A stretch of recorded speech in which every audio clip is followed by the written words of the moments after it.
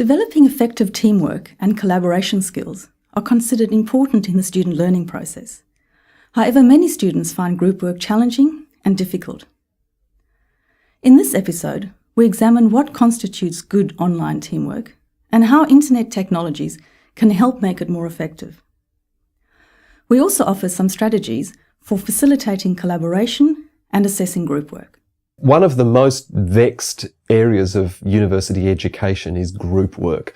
Students, broadly speaking, don't like it.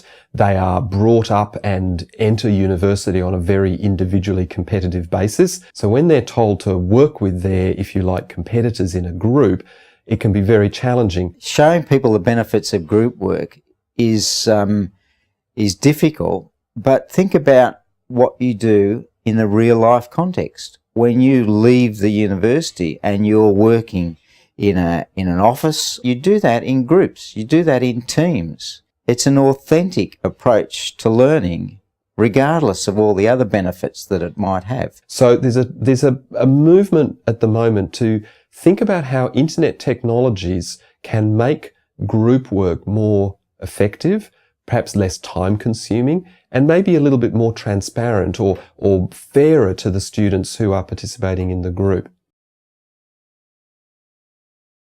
I think the answer to how do you do good teamwork in online learning is actually the same as how do you do it face-to-face.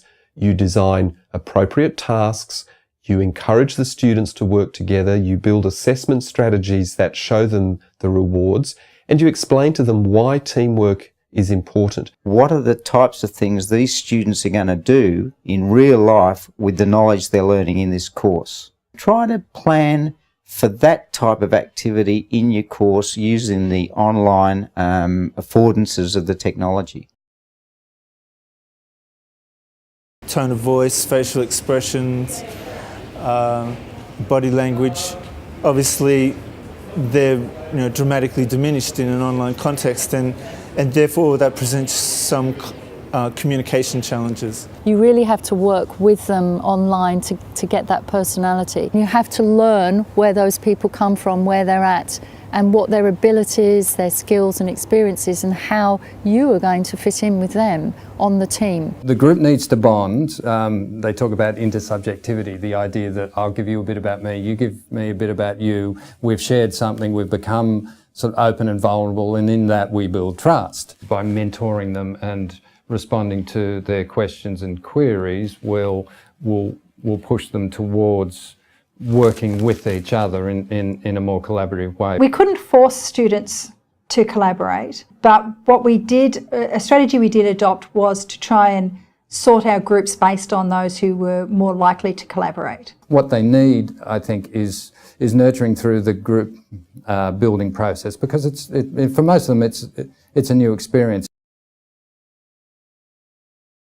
One of the important things is to set up front how you're going to assess these sorts of activities. There's a tremendous mythology about group work. What about the group member who doesn't do any work? This will bring my marks down. It's not fair. One of the interesting things about some internet technologies that can be used for teamwork, and there are many, wikis, blogs, or specialist programs like Wigio or Huddle, they leave traces of what individual members have done in a group. You might want to have students saying, as an audit, if you like, this is what I did.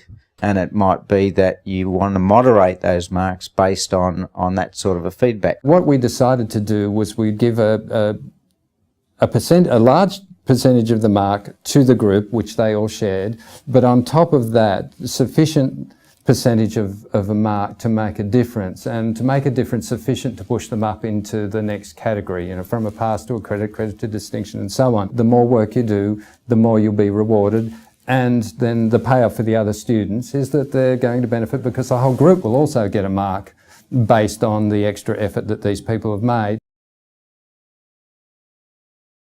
Don't feel that it's too difficult. It's really worthwhile that you actually get groups working, students working as groups, because it develops their understanding in a social context. This is not an optional extra or some way that academics have decided is an easier way of getting out of marking or something like that. It's actually how the real world works, and that learning to become a team member and still produce good work is part of being at university.